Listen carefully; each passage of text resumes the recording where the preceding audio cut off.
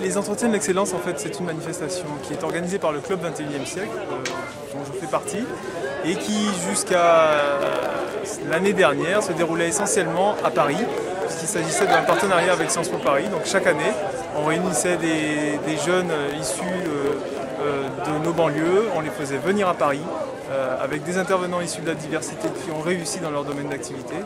Et on essayait de leur faire passer le message qui est celui que s'ils veulent réussir des filières d'excellence, ils peuvent le faire. Donc il s'agissait pour nous, lors des entretiens de Paris essentiellement, de leur donner le code du digicode de l'ascenseur social. C'est ce que j'appelle un ascenseur social à digicode, c'est-à-dire qu'aujourd'hui, beaucoup de personnes critiquent le système de l'ascenseur social français en disant qu'il est en panne. Certaines personnes passent par l'escalier. Nous, ce qu'on a voulu faire, c'est qu'on est passé par l'ascenseur et on avait envie que nos jeunes puissent le faire également. Et donc, on a essayé aujourd'hui, en l'espace d'une demi-journée, à Fouilleul, en Guadeloupe, de leur donner le code du digicode. Tout en leur expliquant bien entendu que c'est un ascenseur, mais c'est un ascenseur dans lequel il faut pédaler pour que l'ascenseur monte. Il faut du travail. Donc la valeur travail est importante. C'est ce que j'espère on a pu transmettre à nos jeunes aujourd'hui. Donc je disais que c'était une manifestation qui était parisienne au départ.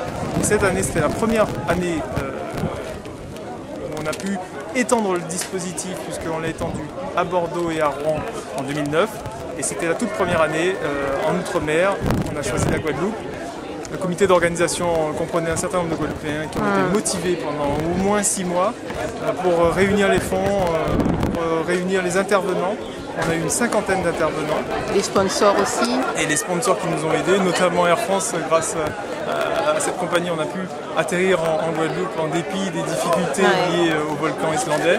Donc je crois qu'il faut souligner cet investissement d'Air France, mais également d'Orange, de l'Université Antilles-Guyane qui nous a accueillis, du Conseil général qui nous a prêté un certain nombre de bus afin de permettre aux lycéens de venir nous rejoindre à Fouilleul. Donc vraiment une grosse opération avec plus de 500 élèves qui ont fait le déplacement avec leurs parents pour certains. Donc un succès pour ces premiers entretiens d'excellence en Guadeloupe. Est-ce que tu trouves la jeunesse guadeloupéenne un peu complexée, un peu frileuse d'entreprendre, de se lancer dans ces filières d'excellence? Alors c'est un peu ce qu'on voulait combattre à travers les entretiens d'excellence, parce que ce n'est pas seulement la jeunesse antillaise qui est complexée, c'est la jeunesse dans sa globalité. Maintenant, pour préparer ces entretiens, pendant toute la semaine qui vient de s'écouler, j'ai fait un peu le tour des établissements en Guadeloupe. Et on se rend compte, avant même de parler de complexe, que les épaules des jeunes sont complètement vers le bas. Et que c'est le préalable, si on veut réussir, c'est qu'il faut relever un peu les épaules. Ça, c'est la première chose. La deuxième chose, c'est que quand on commence à leur parler de parcours d'excellence, ils écarquillent les yeux, parce qu'on a l'impression qu'ils n'ont jamais vu ça. Leurs professeurs d'ailleurs nous disent que quand on leur dit « vous avez des sous-préfets guadeloupéens, vous avez des ingénieurs guadeloupéens », ils n'arrivent pas à y croire. Donc, après avoir déjà passé tout ça, vient le complexe, vient l'inhibition, vient l'autocensure. Et tous ces mécanismes qu'on a voulu rompre, avec lesquels on a voulu mettre une fin en fait, parce qu'on s'est dit ça suffit. Il faut que nos jeunes comprennent que des Antillais ont fait tous ces parcours d'excellence, qui sont les parcours de ce que j'appelle la matrice du système éducatif français.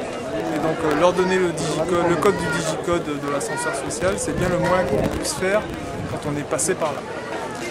J'avais une autre question. Donc, on a beaucoup parlé des filières scientifiques, des filières littéraires pour Sciences Po, mais par contre, j'ai l'impression que dans l'enseignement actuellement, il manque un peu l'aspect management, que l'on retrouve beaucoup et qui n'est pas assez exploité en France. Qu'est-ce que tu en penses?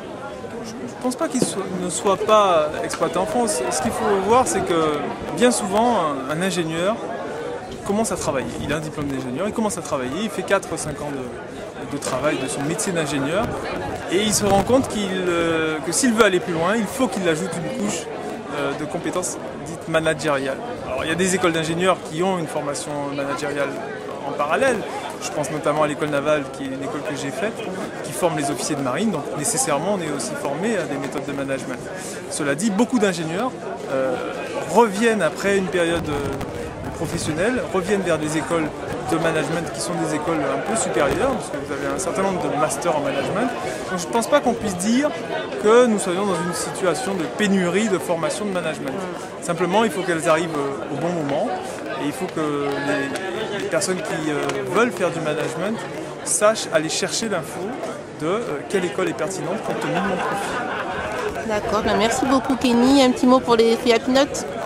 Les fouilles à peanuts, je sais que le fouille à pain est un légume bourratif, mais j'espère que ces messages qu'on vous fait passer sont des messages que vous pourrez digérer tranquillement comme un migrant de fouille à pain samedi après-midi, donc tranquillement posé devant votre France Antilles. Ok, à bientôt. Bisous, bye bye.